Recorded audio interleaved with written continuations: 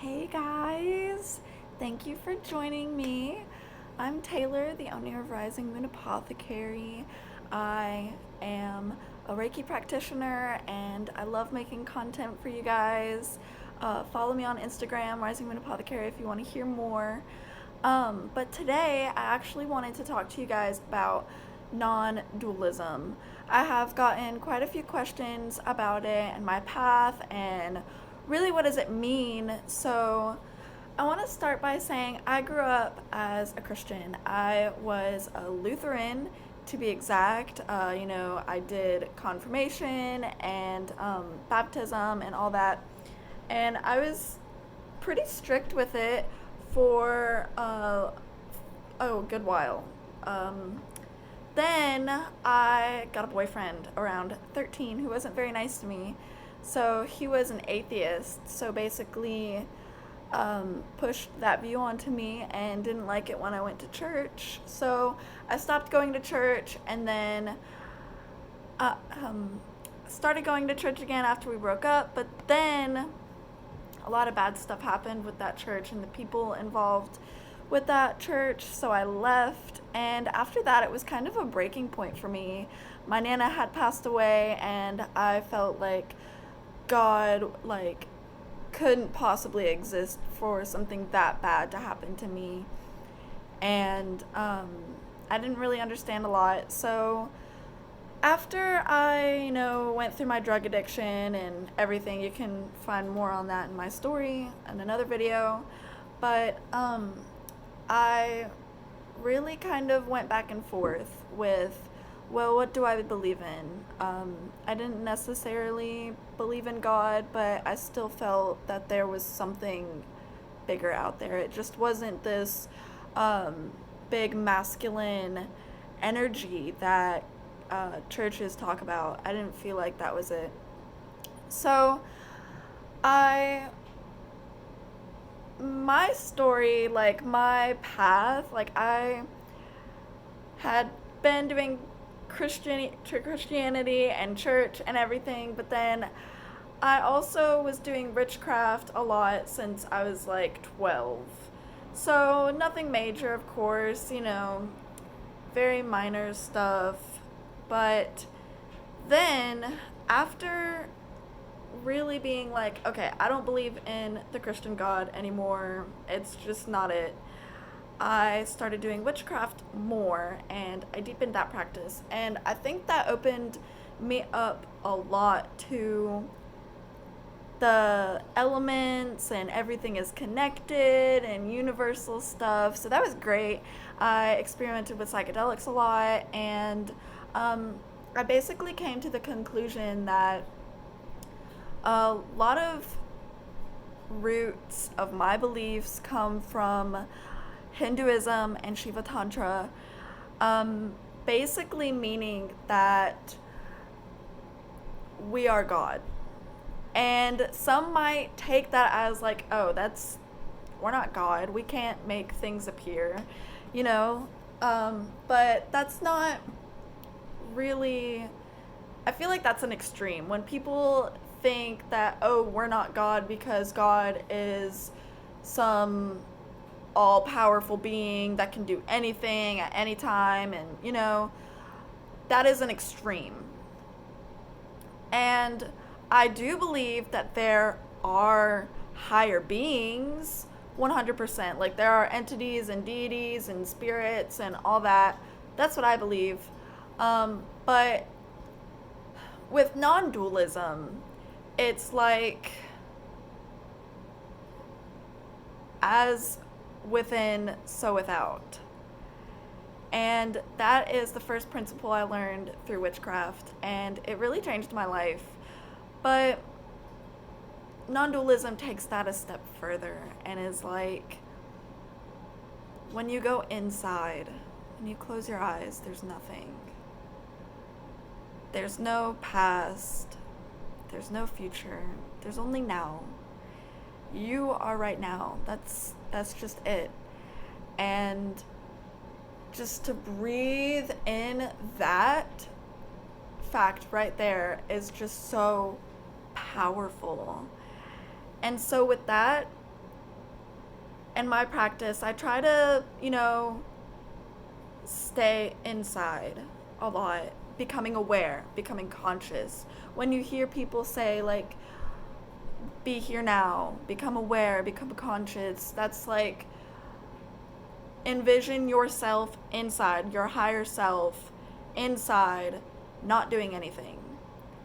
You are not the doer. Things are happening, but it's just there. You on the inside, you're just peaceful, you're blissful. It just is. And that truth right there is just really at the core of non dualism. Um, there are other people who don't really believe in spirits and entities and practice non dualism, and that's perfectly fine. I think that everybody is completely different with their beliefs. And um, I love the book Tantra, The Supreme Understanding by Osho. It is such an opening book. Honestly, like every single page, I had a shift in my consciousness, and it was crazy. I am definitely not the same person I was before I started reading that book. It Books can be that powerful, but it's just that releasing. It's like Christianity pushed all these expectations on me and how the world is supposed to be, how our lives are supposed to be, how we're supposed to view God. And Tantra just breaks all that down.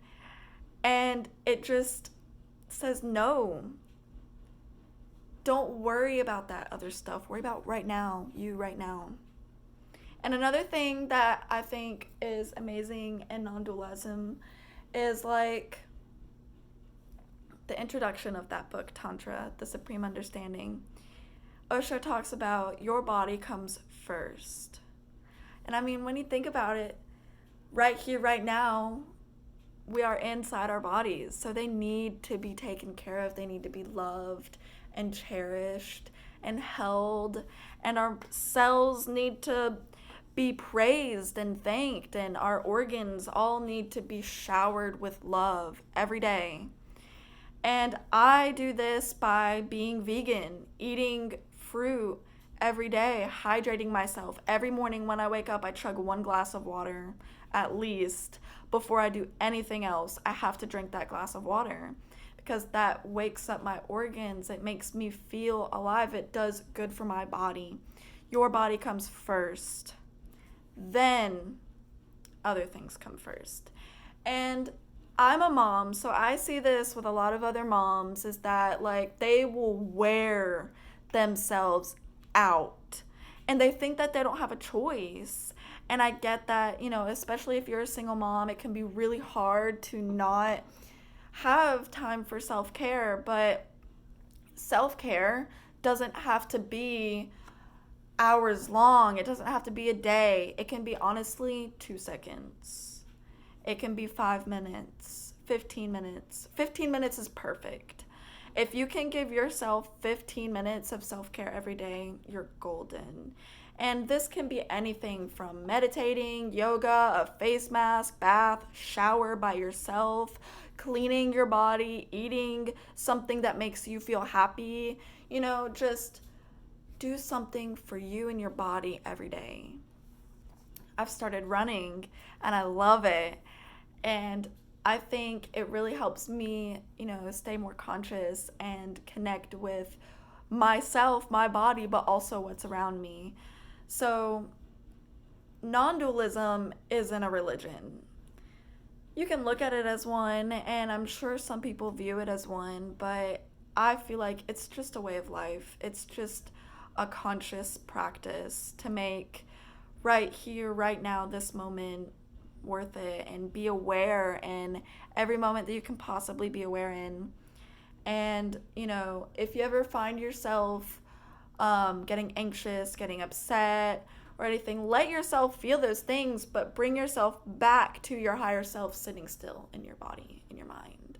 Bring yourself back to that awareness. And then I notice all of my anxiety fade. And I mean, I still get stressed out. I still, get sad. And I love crying, honestly. Like, crying is so amazing. Your body would not cry if it didn't need to cry. If you need to cry, you cry. You cry right then and there. Don't push it down. Don't wait. Cry right then and there in the moment.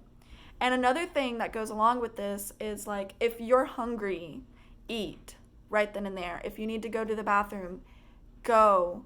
Like, do things in the moment when they come up. Don't procrastinate. Don't wait. Be in the moment, be here now. And it's just so freeing. It definitely took time for me to get used to this, but once you start continually bringing yourself to your higher self inside, it just happens and it starts flowing, and it's really just beautiful to see it all connect, all flow, and all go in together. And so that is my practice. That's what I do. I'm honestly not the best at exercising every day. I want to try doing it more. I've got a new job that's pretty physically intense, so I, am just doing my best for myself, what I feel is good. And I honestly feel like my practice is good for me. It may not be good for you. It may not be good for somebody else. It may be perfect for you too. So honestly, go with what you feel is right. Be here now with yourself. Let yourself feel and do whatever you feel is amazing, whatever makes you feel happy. Eating cheese made me feel laggy and sick, and I had horrible constipation, and it was just bad.